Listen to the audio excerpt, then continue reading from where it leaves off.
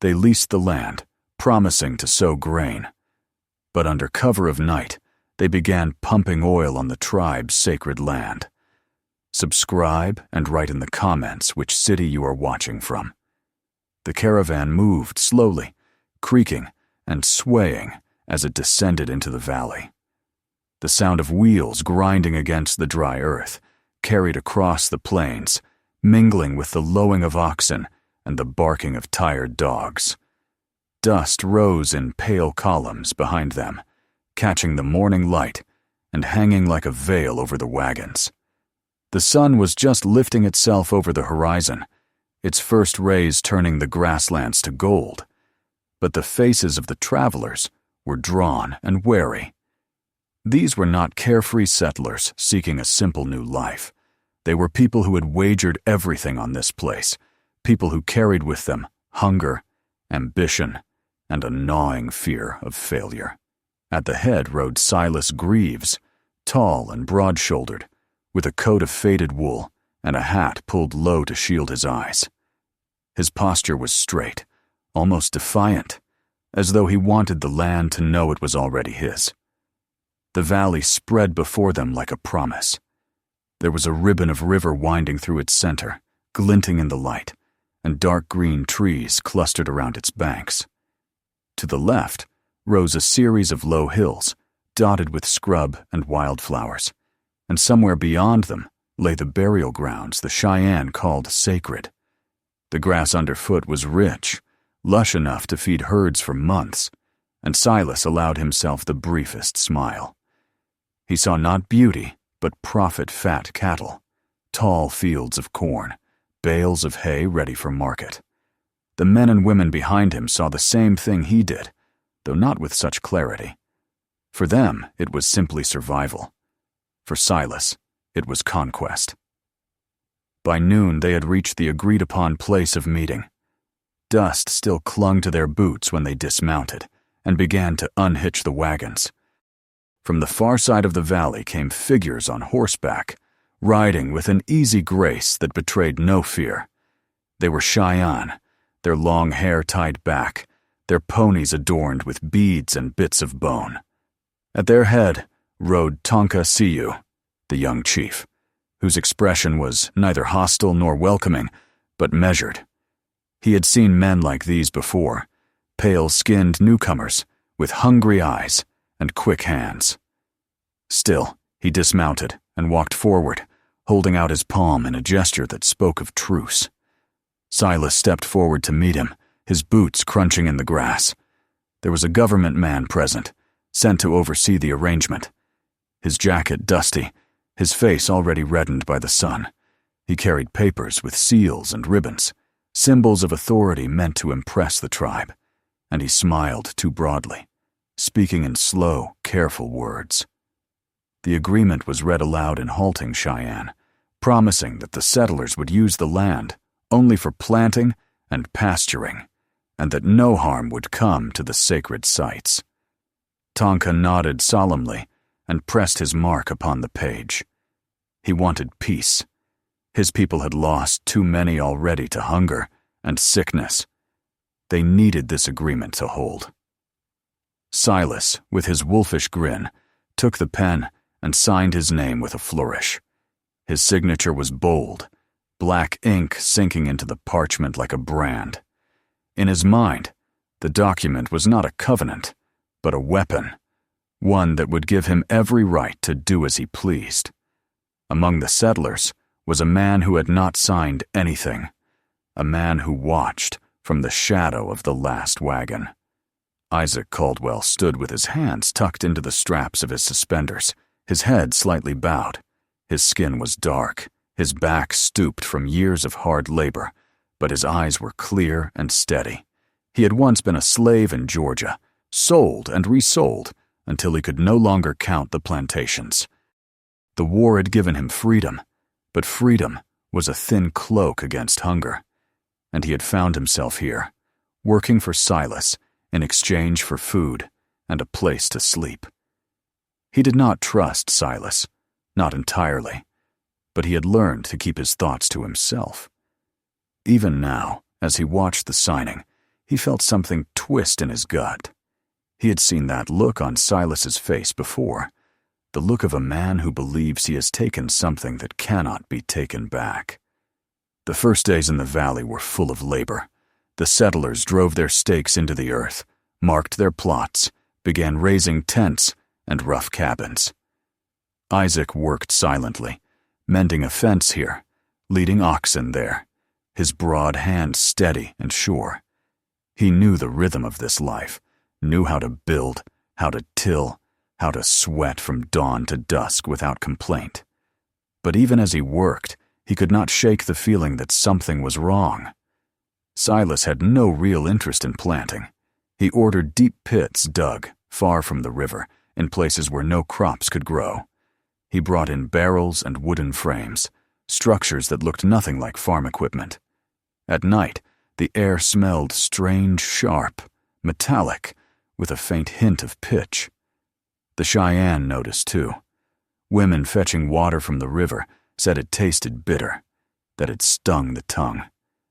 Children pointed to the pits where the white men worked and asked what they were digging for.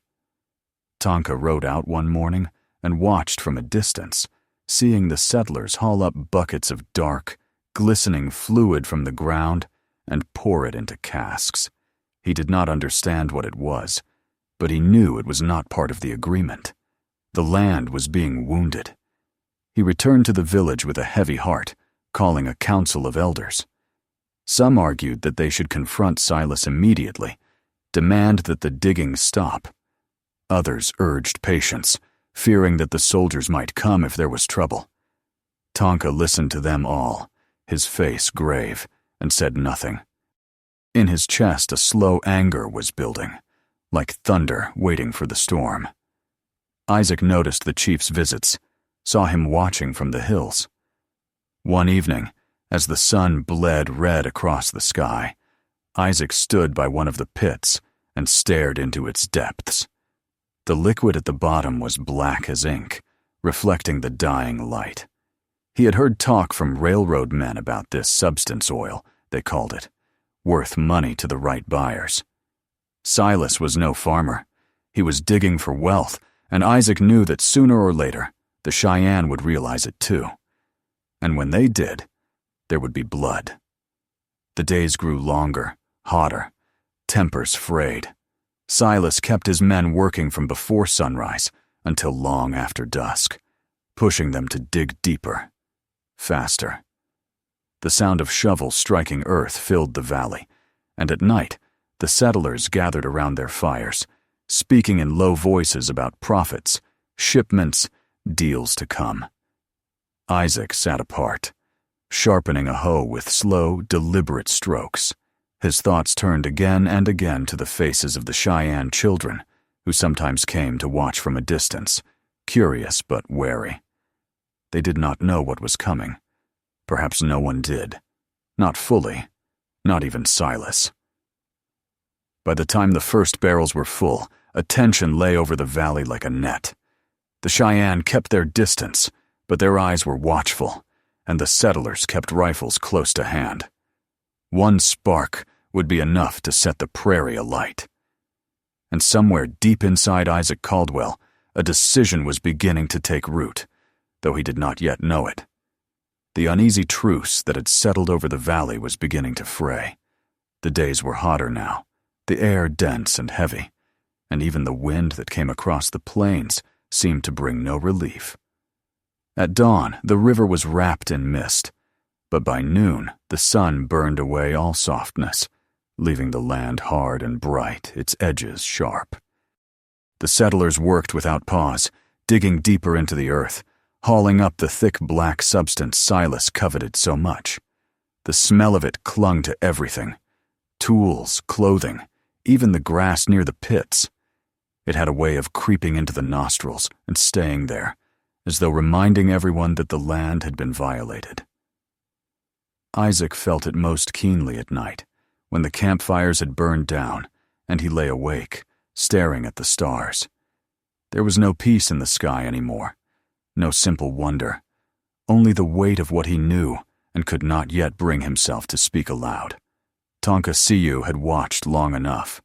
One moonless night, he and 3 of his best hunters slipped from the village, their ponies' hooves wrapped to silence their sound.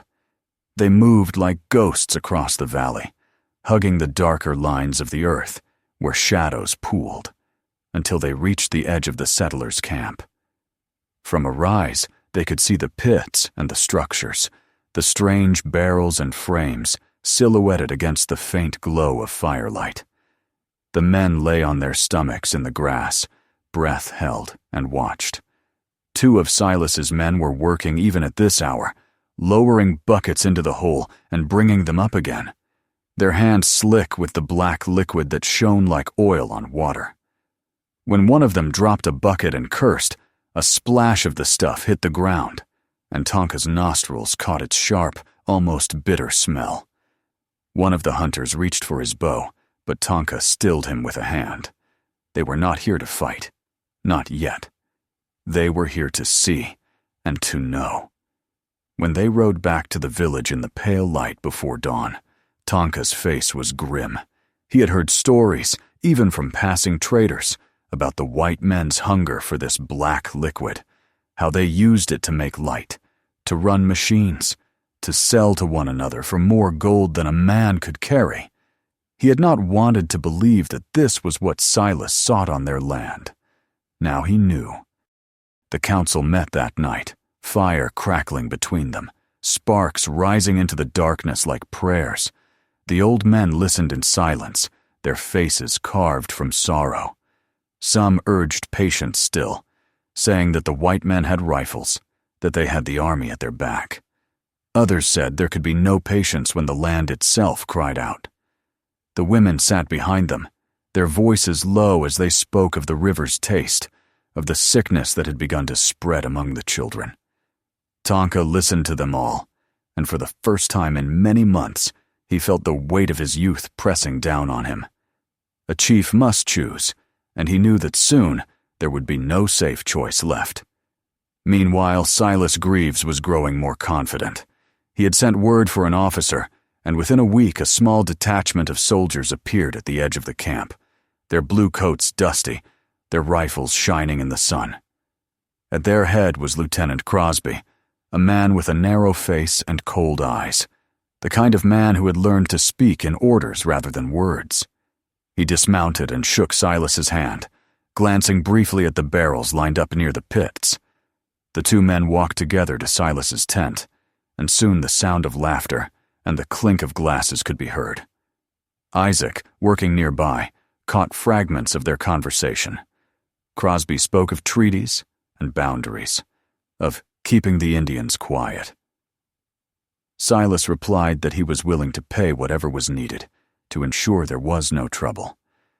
When Crosby left the tent, his pockets were heavier, and he smiled in a way that made Isaac's stomach tighten. That night, Isaac sat alone by the dying fire, staring into the embers until they were nothing but ash.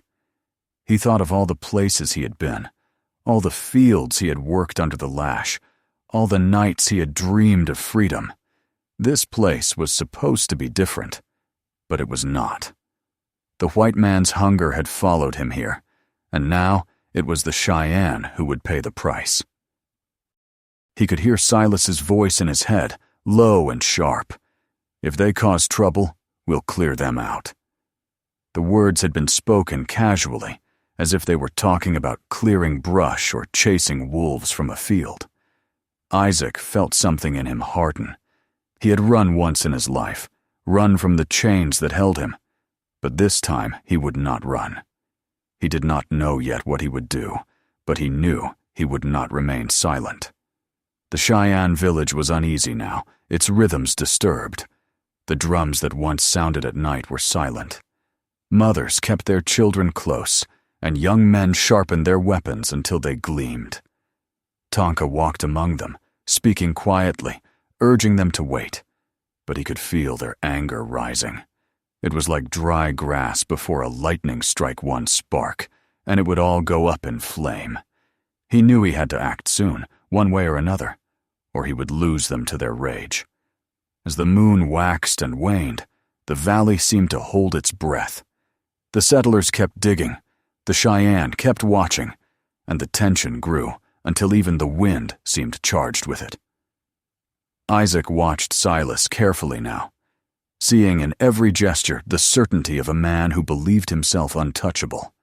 He wondered if Silas had ever truly seen the people whose land he had taken, if he even believed them capable of fighting back.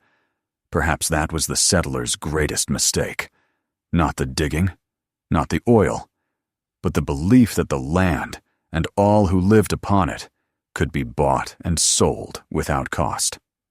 One evening, as the sun slid down behind the hills and painted the sky in bands of crimson and gold, Isaac made his decision. He could not stand by and wait for slaughter. He could not carry another man's guilt, not after all the years he had carried his own. Tomorrow, he thought, he would find a way to speak to the chief. Tomorrow, he would tell the truth, no matter the cost. And in the village, under that same blood-colored sky, Tonka Siu stood at the edge of the river, staring at his reflection. The water rippled and darkened, as if stained, and he thought of the dreams his grandfather had told him. Dreams of a time when the earth itself would be broken open and its heart stolen away.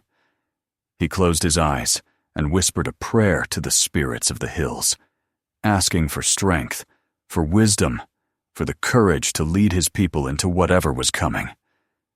The night that followed was long, heavy with the smell of smoke and the faint metallic tang of oil. Somewhere an owl called, low and mournful, and was answered by a coyote's distant cry. In the settlers' camp, Silas slept with a ledger beside his bed, full of calculations and promises of profit. Isaac lay awake a few yards away, his heart pounding like a drum, already feeling the weight of the words he would soon speak. Far across the valley, the Cheyenne fires burned low, their glow like a string of red beads in the dark. The valley was no longer a place of promise. It was a tinderbox, and dawn would bring it closer to the spark that would set everything ablaze.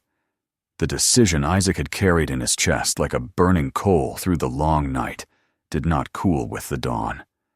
When morning broke, pale and colorless over the valley, he rose before the others and went about his chores with quiet efficiency. Silas barked orders, counted barrels, and spoke with two of the hired men who had arrived the day before, their faces hard and lean, the look of men who had seen violence and expected to see it again. Isaac heard their laughter as they talked about how quickly things could be taken care of, how a little fire or a show of force would send the Cheyenne scattering like frightened deer. He kept his eyes down and his hands steady, but inside something was shifting, a resolve gathering like a storm front. When the sun set that evening, Isaac did not join the others by the fire.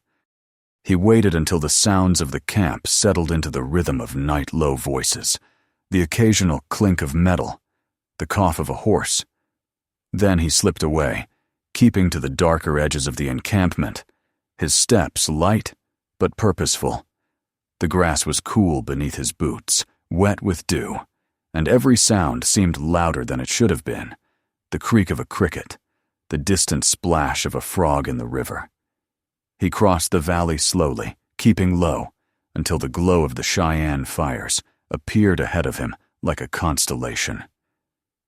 The village was quiet, but not asleep. Dogs raised their heads and whined softly when he approached, and a child stirred in one of the lodges, murmuring in her sleep. Isaac stopped at the edge, feeling the weight of every eye that might be watching from the shadows. He knew he was no friend to these people, not yet, perhaps not ever. But he also knew that if he did nothing, their blood would stain the earth within days. Gathering his courage, he stepped forward into the open space near the largest fire.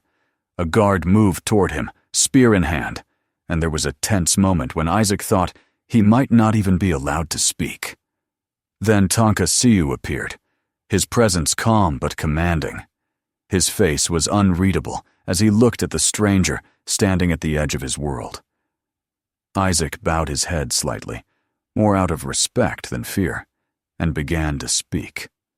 The words came haltingly at first, his voice rough from disuse, but once they began, they poured out of him in a rush.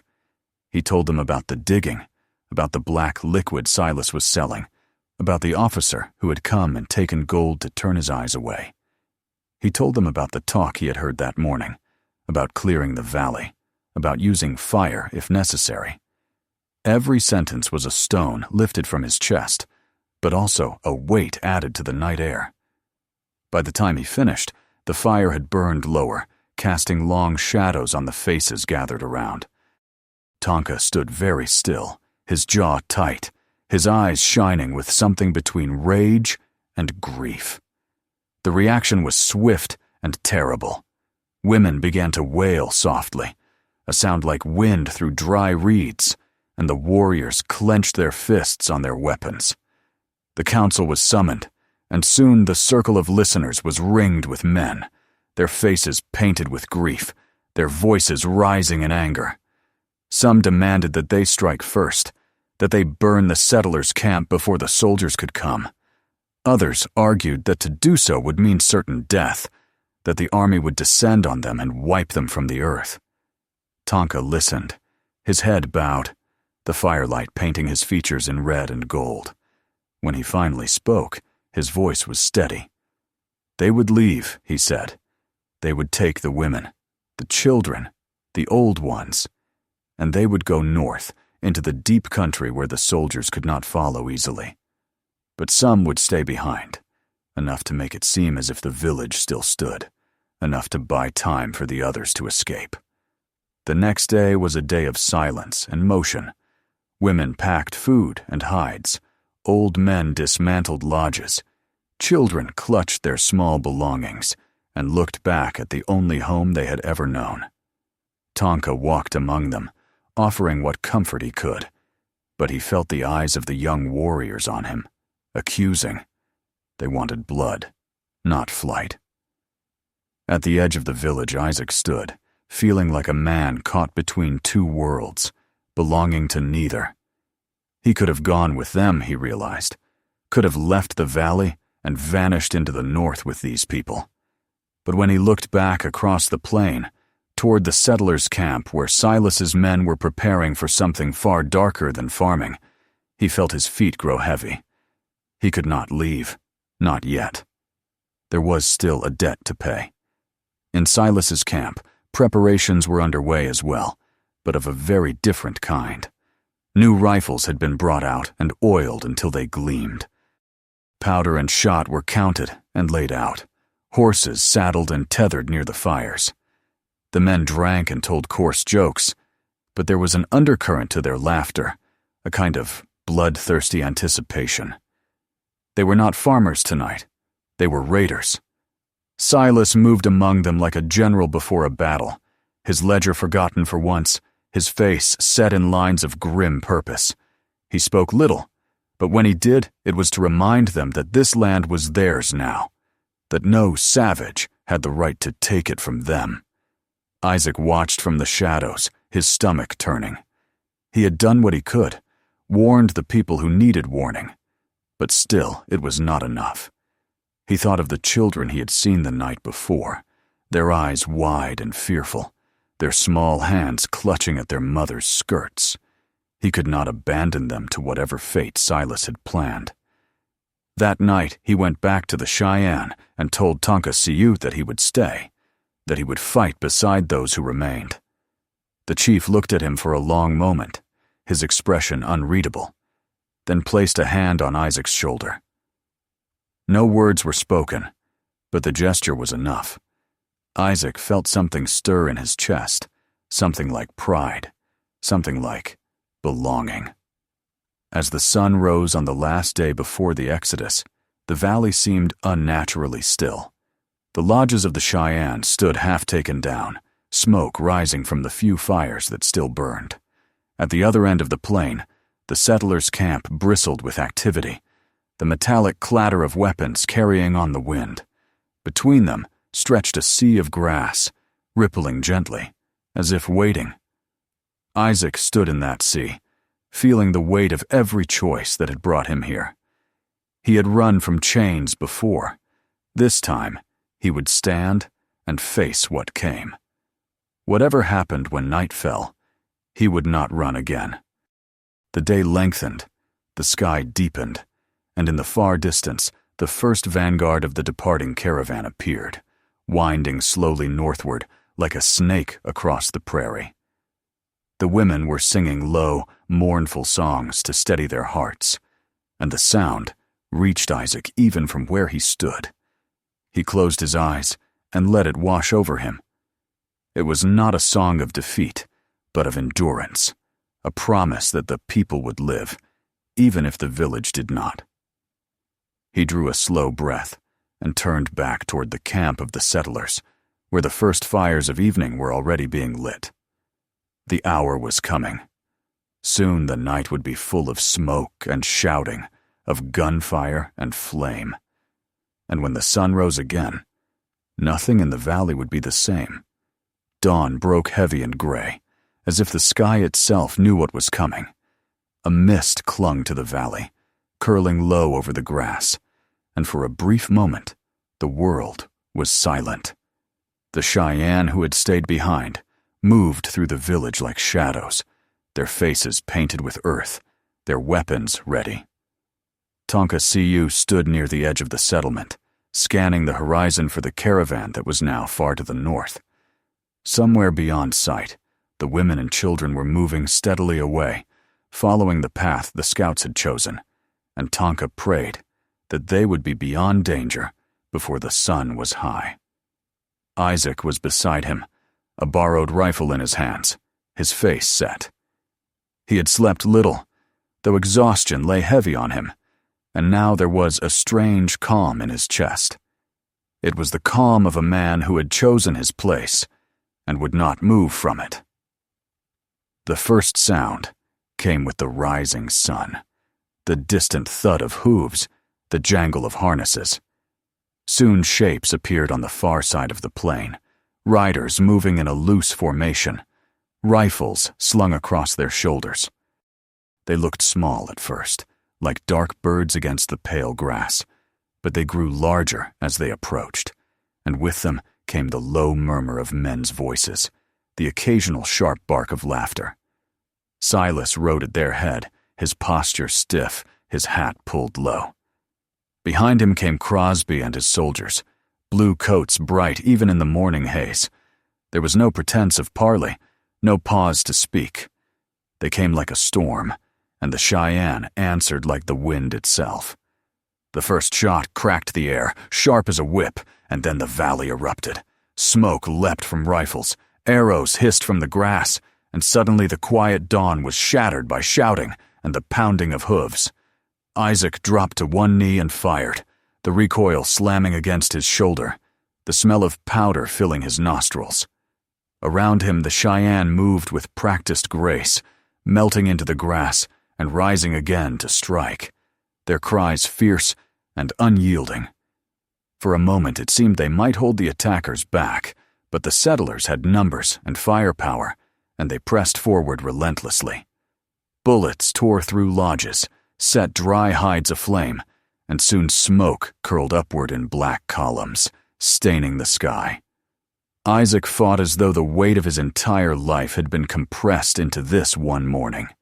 He reloaded again and again, his hands working by instinct, his body moving even as pain began to sing along his arms and legs.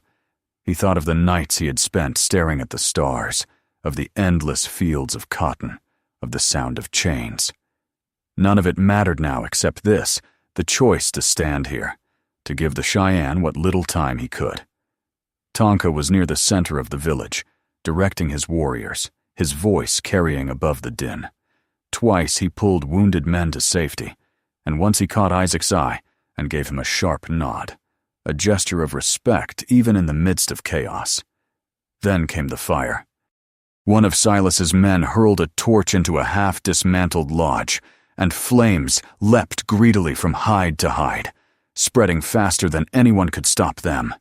Smoke filled the air, choking and blinding.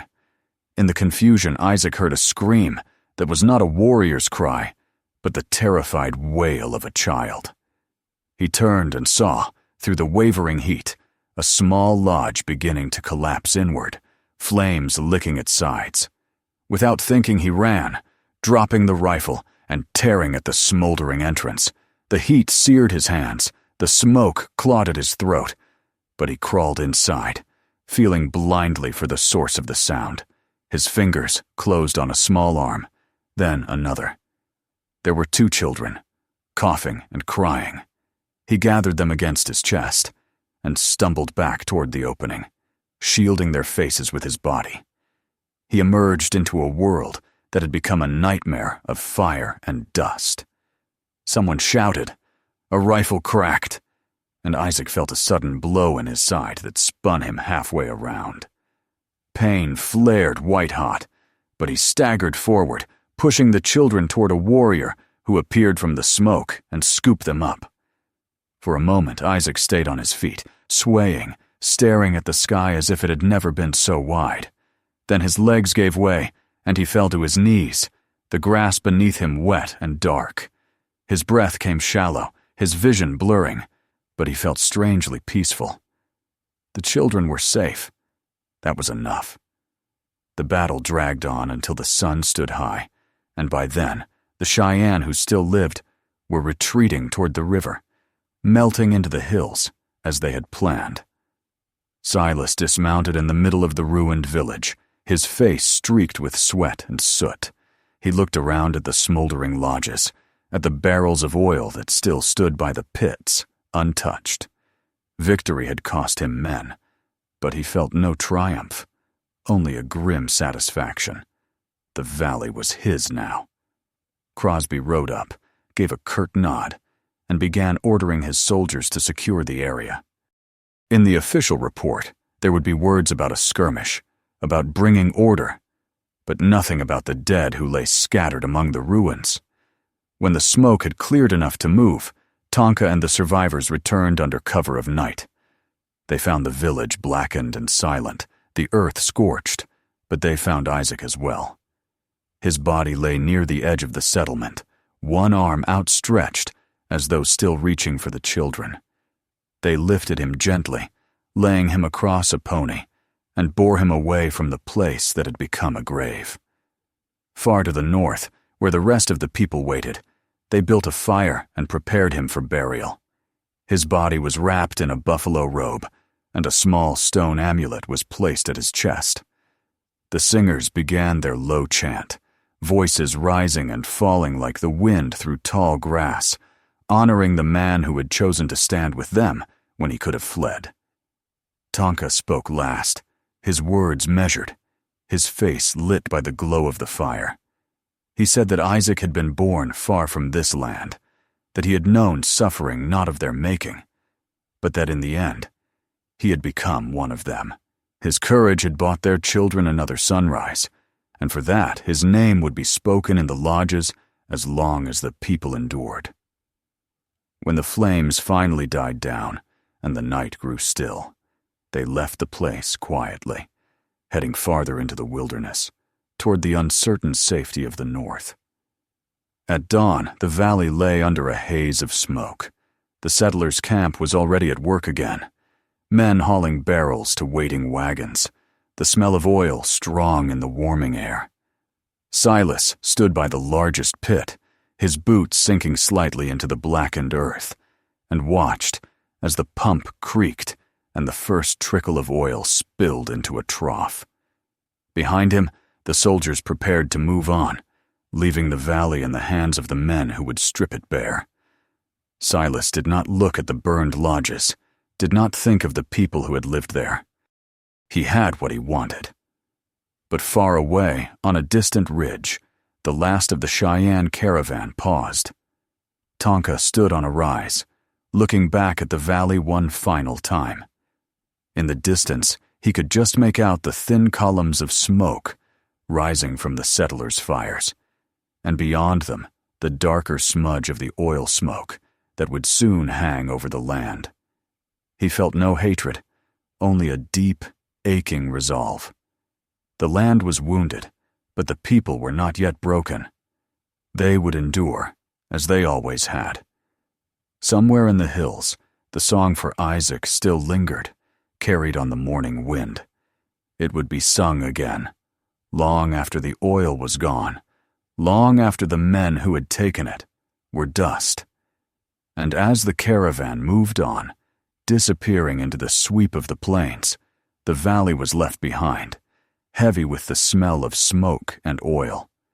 It was no longer a place of promise, but a place of memory. Beneath its soil lay not only the black liquid that men had fought to claim, but also the blood of the one who had chosen to stand for those who could not. His name would remain, passed from one tongue to another long after the last well had run dry. The land would remember. If this story moved you, don't stop here. Hit subscribe so you never miss the next one. Keep watching. There are more powerful stories waiting for you right now.